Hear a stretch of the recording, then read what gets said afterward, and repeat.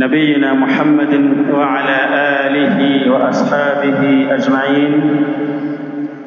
أما بعد، tunaendelea na darasa yetu ambapo katika wiki iliyopita tuliishia katika suratul Adiyat, na leo tunaendelea na suratu Al-Qari'ah. Suratul Qari'ah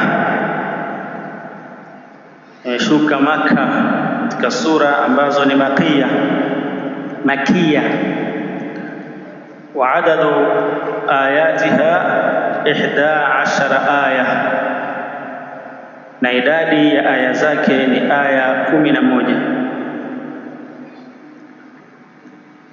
Sura hii inazungumzia habari za Kiyama na kadhalika habari za wale wenye kufanya mema na wenye kufanya maovu, mafikio yao yatakuwa wapi. Anaanza subhanahu wa ta'ala kwa kusema Al-Qari'ah. Al-Qari'ah ni jina katika majina ya siku ya Kiyama, na siku ya Kiyama ina majina mengi kama vile ilivyo Al-Haqqah, Wat-Tamma na mengineyo katika majina ambayo yamekuja, As-Saa, kama ni majina ya Kiyama. Kwa hivyo Al-Qari'ah naweza kusema kwamba ni Kiyama, na hili neno linatokana na neno qara'a, ambapo qara'a ni kugonga. Kwa hivyo utakuta wanaotarjama husema kiyama chenye kugonga nyoyo, Al-Qari'ah, kwa sababu inatokana na qara'a. Qara'a maana yake ni kugonga kitu. Qara'a al-baba, amegonga mlango. Kwa hivyo Al-Qari'ah kiyama chenye kugonga nyoyo. Mal Qari'ah, ni lipi lenye kukujulisha ni kipi hicho kiyama chenye kugonga nyoyo? Wama adraka mal Qari'ah, ni nini kiyama chenye kugonga nyoyo? Wama adraka mal Qari'ah, na ni nini kitachokujulisha ni nini hicho kiyama chenye kugonga nyoyo? Yote haya ni matamshi ya kumfanya msikilizaji akae makini kuangalia ni kitu gani ambacho kitaelezwa hapo, kwa sababu kimeelezwa kwa lugha ya kukhofisha na kutisha. Anasema yauma yakunu nnasu kalfarashi almabthuth, siku watakapokuwa watu kama vile nzige waliosambazwa, kama vile nzige waliotawanywa. Alfarash ni nzige au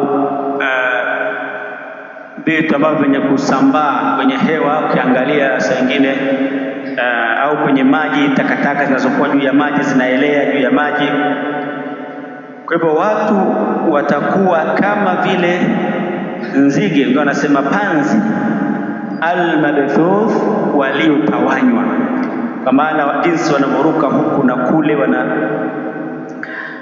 Watakunu aljibalu kal'ihni almanfush, na itakuwa majabali au milima, na majabali ni milima mikubwa ya mawe, itakuwa kal'ihni almanfush, kama vile sufi iliyonyambuliwa, kama vile sufi iliyonyambuliwa na kuchambuliwa ikawa inapeperuka. yaani milima itakuwa namna hiyo, kama sufi ambayo imechambuliwa kisha ikawa inapeperushwa na upepo. Fa amma man thaqulat mawazinuhu, ama yule ambaye itakuwa nzito mizani yake ya mambo mema, fahuwa fi aishati radhiya, basi yeye atakuwa katika maisha yenye kuridhiwa, kwa maana ataingia peponi. Wa amma man khaffat mawazinu, ama ambaye itakuwa hafifu, itakuwa jepesi mizani yake ya mambo mema, kwa maana ya kwamba maovu yake yatakuwa mazito kuzidi mema yake, fa ummuhu hawiya, mafikio yake itakuwa ni hawiya, ambao hawiya ni moto kali wenye miale mikali. Wama adraka ma hiya, na ni kipi kitakacho kujulisha ni nini hiyo hawiya? Narun hamiya, ni moto ulio mkali sana wenye miale, ambao moto huo ndiyo mafikio ya wale ambao mema yao yatakuwa mepesi na kulemewa na maovu yao. Na hawiya ni jina katika majina ya moto. Mshereheshaji wetu anasema alqari'a min asma'il qiyama, ni katika majina ya qiyama. Kalhaqa, kama ilivyo neno alhaqa, watamma, na neno atamma, na mengineyo ambayo yamekuja yakiwa yana maana ya qiyama. Thumma qala ta'ala mu'adhiman amraha, kisha akasema Allah akikuza na kutaja jambo lake kwamba ni jambo kubwa sana. Mu'adhiman amraha, akilikuza hilo jambo la kiyama. Muhawwilan li sha'niha, kwa maana ya mukhawifan, kukhofisha, akiwa anawahofisha waja wake kutokana na shani ya siku hiyo ya hiyo kiyama. Akasema wama adraka mal qari'a, ni kipi kitacho kujulisha wewe ni nini hicho kiyama chenye kugonga nyoyo. Thumma fassara dhalika biqawlihi, kisha katafsiri hilo la kukujulisha wewe hicho kiyama kwa kusema yauma yakunu an-nasu kalfarashil mabthuth, siku ambapo watakuwa watu kama vile nzige au panzi waliotawanywa, na wengine husema watoto wa nzige waliosambazwa. Ay fi intisharihim wa tafarruqihim, katika kutawanyika kwao na kuenea kwao. Wa tafarruqihim, na kule kusambaa kwao huku na kule. Wa dhahabihim wa majiihim, na kwenda kwao na kurudi kwao, jinsi wanavyohangaika. Min hairatihim, kutokana na mkanganyiko walioupata siku hiyo. Mimma hum fihi, katika yale ambayo wako ndani yake. Kaannahum farashun mabthuth, kama vile wao kutokana na jinsi wanapokwenda huku na kule, wana hauli, shida kubwa wanaipata na mkanganyiko wazi limewakamata, wanakuwa kama vile panzi, nzige ambao wametawanywa. Kama qala ta'ala kaannahum jaradun muntashir, kama alivyosema Allah subhanahu wa ta'ala katika sura nyingine ya Suratul Qamar aya 7, kama vile wao ni nzige waliosambazwa. Wa qawluhu wa takunu aljibalu kal'ihni almanfush, na yatakuwa majabali au na yakawa majabali siku hiyo kama vile sufi iliyochambuliwa. yani qad sarat kaannaha suf, hiyo milima imekuwa kama vile sufi, almanfush, iliyochambuliwa, alladhi qad shara'a fi dhahabi watamazzuq, ambayo imeanza kukwisha na kuchanika. Hiyo sufi imechambuliwa sana mpaka imeanza kwisha na kuchanika. Thumma akhbara Allahu amma yaudu ilayhi amalul amilin, kisha baada ya hapo akaanza Allah kuelezea amma yaudu ilayhi amalul amilin,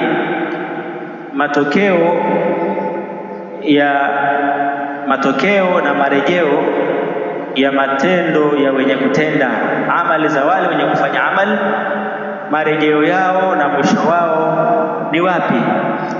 Akasema fa amma man thaqulat mawazin, ama yule ambaye itakuwa nzito mizani yake, ay rajahat hasanatuhu ala sayyiatihi, yatakuwa yatalemea mema yake maovu yake, au yatakuwa mazito mema yake juu ya maovu yake.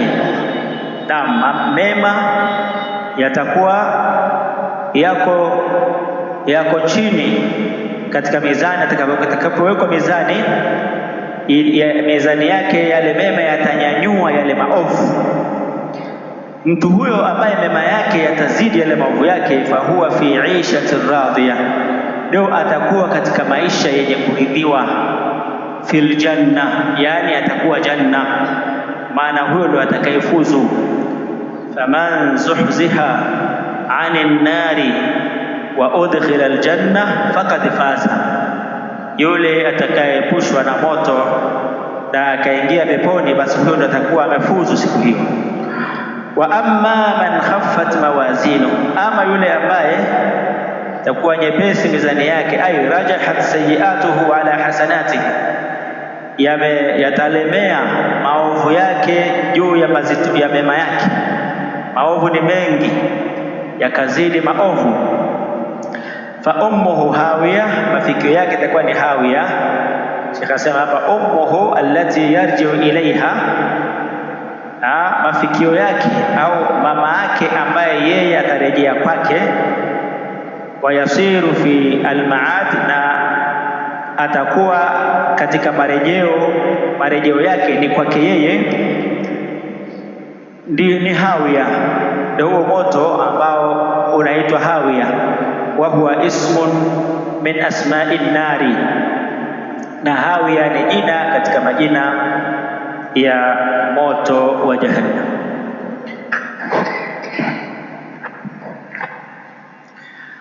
Thumma qala ta'ala mufassiran lilhawiya, kisha Allah ta'ala akasema hali ya kuwa anatafsiri hiyo hawiya.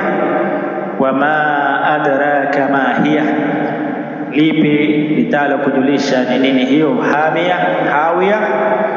Narun hamiya, ni moto uliowashwa wenye miale. Ay haratun shadidatul har qawiyatul lahab was-sa'ir, ni moto ambao ni mkali sana. Shadidatul har, wenye joto kali. Qawiyatul lahab, wenye miale yenye nguvu. Was-sa'ir, na mwako mkubwa. Fa'an Abi Hurairah radhiyallahu anhu qala, kutoka kwa Abu Hurairah radhiyallahu anhu, anna an-nabiy sallallahu alayhi wasallam qala, kwamba Mtume sallallahu alayhi wasallam alisema, naru bani adam allati tuqidun, huu moto wa wanadamu ambao mnauwasha, juz'un min 70 juz'an, ni sehemu katika sehemu 70 min nari jahannam, za moto wa Jahannam, ni sehemu moja, ni sehemu moja. Juz'un ni sehemu moja, min 70 juz'an, katika sehemu 70 za moto wa Jahannam.